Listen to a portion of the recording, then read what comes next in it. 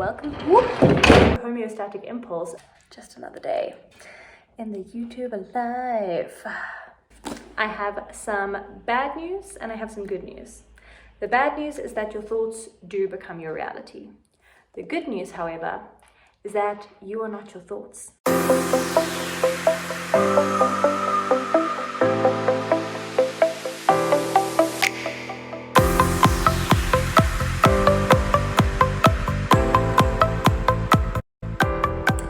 Welcome back, my friends, to another episode of Read That Again, a series dedicated to the absolute wisdom I get to be exposed to on my own self-growth journey, but that I work with my own clients on a daily, weekly, monthly basis as a holistic, plant-based health and wellness coach with a major in psych and a soon-to-be kinesiologist. So thank you so much for joining me. Last week we got to chat about Bandura, and this week I'm very excited to show you another book, How to Do the Work. I have not even finished it yet. There was just one tidbit of wisdom where I was like, I'm going to do an entire YouTube video on one word, and that's what we're doing today. This is Dr. Nicole LePera, and I love that she calls herself the holistic psychologist. It's not a light read. You've got to actually do the work if you are on your self-growth journey. Jumping into what we're going to be talking about today. Why is it so freaking hard to just start a new habit or a new routine? You feel like you lack the willpower, you lack the motivation. Am I weak? Am I useless? Am I just a sad excuse for a human being? But what if the forces are actually working against you? So when you don't feel like doing something, you feel like you're not good enough, you have that imposter syndrome coming in, calling you all kinds of terrible things at all hours of the morning, you can start to realize that that is just a thought pattern, and thanks to homeostatic impulse, a thought pattern that's happening on impulse and that's keeping us stuck, whereas you do have the choice and you do have the power, albeit quite hard to change those thoughts. So I'm going to show you how to do that. I have some bad news and I have some good news. The bad news is that your thoughts do become your reality. The good news, however, is that you are not your thoughts. I know that is something we hear all the time, but I want to tell you, it took me a really long time to grasp that reality. So there is a thinker, and then there is the thoughts themselves. We are the observer of those thoughts swirling around in our brain. Think about a dream, and you have someone that is curating the dream, and then there is someone that's like, whoa, I had no idea that was going to happen. That is the best way I've seen to be like, oh my gosh, there are literally two sides where someone is putting this whole dream world together, and I'm just sitting back and watching. So you have the power because you are the observer of the thoughts. So this is before we even get to homeostatic impulse. I do have my laptop here for some notes so that I don't miss anything. So if I look down, that's what I'm finding. So first things first, we figure out what is a thought. And Dr. LePera and many others describe it as an electrochemical response.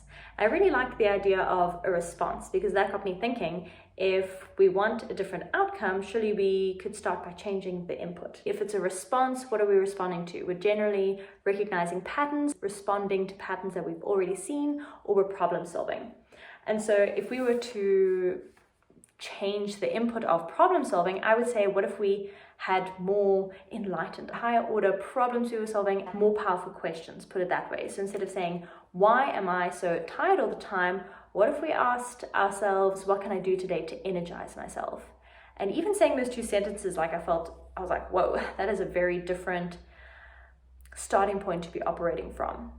The other one was to create before we consume. A lot of us are in a terrible habit of waking up and consuming and getting very high on that dopamine fix, like you would have seen in my dopamine video. Go check it out if you haven't, about dopamine detoxes, will change your life. I felt like I got into a little bit of that habit, and think about if it's a response, you're just responding to that same pattern every day. So you wake up and all you want is that dopamine fix, and social media is not making people feel very good about their lives at the moment. So then you are also not getting a very positive feedback loop. And so you're like, I can't even get out of bed. I'm gonna lie here and get my dopamine fix from these videos. And then I'm going to go about a life that doesn't look like anyone on the screen's life. And it's a recipe for a disaster. And so this idea is that we create first, just do the things, and then consume later. And you'll actually start to be like, wow, I've not heard my own voice for a while. I've actually had someone else's voice in my head for a while. We understand what a thought is, so what if we change the input? The next thing is homeostatic impulse.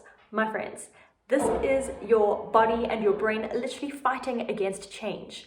And once I realized this, I was like, oh my gosh, I'm not a bad human. I'm not weak. There are actually just like physiological responses to me trying to change the way that I do things, because my body and my brain are energy conserving things.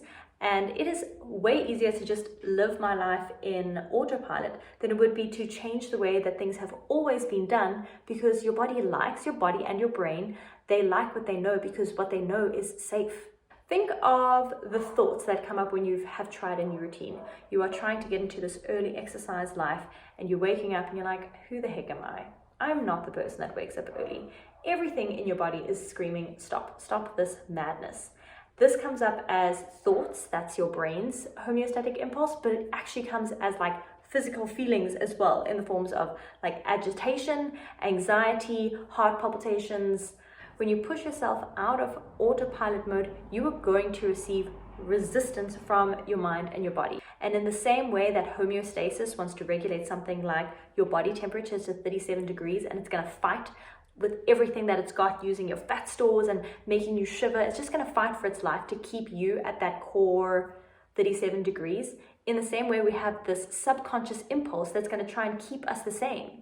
You'd think that your body would want to give up something like an abusive relationship or a relationship with junk food, for example. Subconscious mind loves a comfort zone. Your body prefers the devil that it knows rather than the one it doesn't. And we actually have physiological responses that say, heck no, when we try something new. No wonder it's so rough to break these old habits. Your brain is trying to stay with the congruency that it's had this whole time. So even negative thinkers, it's incredibly hard to stop being a negative thinker, because, especially without awareness, because how will you change this pattern that's kept you safe? And so, my friend, you don't have a lack of willpower, you are a bloody human. And realizing that you have a homeostatic impulse that is is making it harder for you to change, will say, actually, let me take a step back. When I'm feeling these feelings, it's not that the thing that I'm trying to do is wrong. It's not that I can't do it. This is not who I am. It's that these feelings that feel like, this thing is not for me, it's just your body saying, like, resisting this change, even if it's good for you. What? I also like to see the homeostatic impulse as a filter. This filters in information coming into your brain, and it basically rejects any information that is not congruent with your current set of beliefs and the current way that you live your life. Lepera explains that every time we make a choice that's outside of that current programming, our brain and our body is going to fight back every single time until it is a new routine, which is why we get onto neuroplaticity. And this is your brain's ability to build and form new neural pathways, which means essentially that an old dog can learn new tricks, and that those new tricks become so second nature that you forget the old tricks. And I tried to think of this in my own life, and I really did see it. I tried to think of a time where I was like not into fitness and didn't like to cook and wasn't vegan, and like it's just like those I don't remember how I used to think that way, but I choose bobbed it. That's who I was. And so this was my proof to myself that you can indeed build new neural pathways. But I think about how long it took me to do all of those things. There's this idea of like 21 to 66 days, and I think that there is some like validity in that it definitely becomes easier after that time, because your brain does start to expect and be like, okay, this is the new pattern that I need to start recognizing and responding to. But I don't think it makes it any easier, honestly.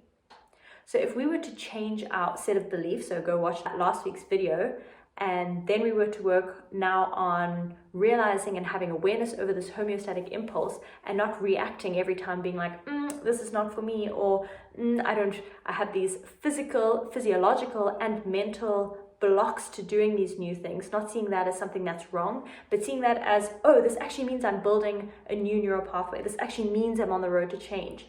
Seeing those hard things as a good thing is something that I feel like could change a lot of people's mind. And I know it's very cliche. I know even Will Smith has said it, but he sounds cool when he says it. This idea of comfort zones, and that growth is on the other side of your comfort zone. He says something like that. But homeostatic impulse proves that actually is true, because we cannot build those new neural pathways unless we start with changing our behaviors. And I wish I had some like really quick fix tricks, but I'm just going to go through what I would say you should try. The first thing is to get comfortable being uncomfortable. I know this is also said a lot, but I also try to use myself as a reference to think back as to whether or not this is actually possible. And I think about the fact that I'm incredibly comfortable jumping into situations before I'm ready. It never feels great, it never feels nice, but that's actually more natural for me than to wait it out really long and to wait until everything's perfect and show up. Like right now, I definitely would have loved some more time to research lots of other research papers on this topic, but I'm like, no, I know myself best, and the best way to get things done is to actually do it, to get uncomfortable, sit in front of this camera and speak my heart out to you guys. It's an impulse now. Like my impulse now is to just jump feet first, eyes closed, feet first, just get into it. And it doesn't happen in all parts of my life, but a lot of parts of my life I've managed that. The other side is awareness. So of course, having awareness, like I mentioned earlier, when you're feeling all the feelings, realizing that this is not something wrong. This doesn't mean that this next path of your life is wrong for you. It actually just means, hey, this is my homeostatic impulse. I know that this is good for me. I have a powerful why as to why I'm trying to do this change, and I'm going to soldier on, which comes to number 3, which is to have a designated timeline.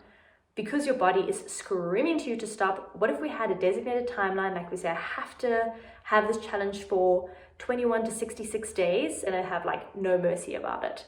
Then your brain actually has some time to start to build those new neural pathways. And then after 66 days, if it really still doesn't feel like you, I give you permission to take a break from it and try something else, which goes into number 4, which is to have a buddy system for this.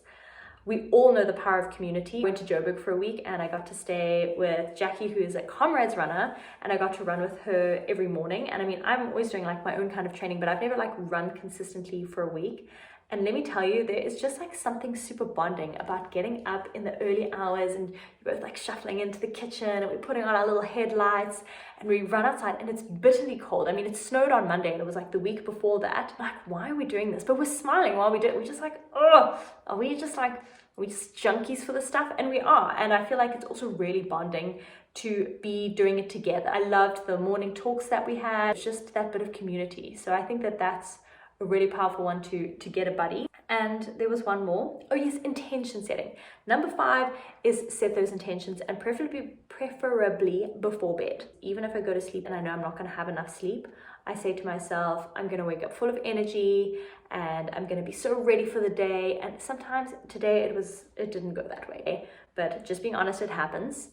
Because I haven't set a non-negotiable time frame, and I don't have a buddy system. I don't have all these things in place for this specific thing. And I didn't feel good, and I was like, you know what? I'm going to show up today. I'm going to write this. I'm going to record this, and I'm going to share this, and that's going to keep me accountable. To conclude, my friends, something is not wrong for you. Those habits probably are going to do you the world of good, but you do have an impulse that is pulling you away, that is telling you to stop, and I want to encourage you not to listen to it. Listen to your why, follow these steps, have the awareness that that's happening, and I know that you can do it. So be sure to check in for next week. We are going to be doing a different one of the other book that I did, because I'm mixing up the books every week as I read them. And yes, I hope you learned a lot in this session and that you found this actionable. Be sure to like and follow and do all of those fun things, and I will see you next time. Bye for now.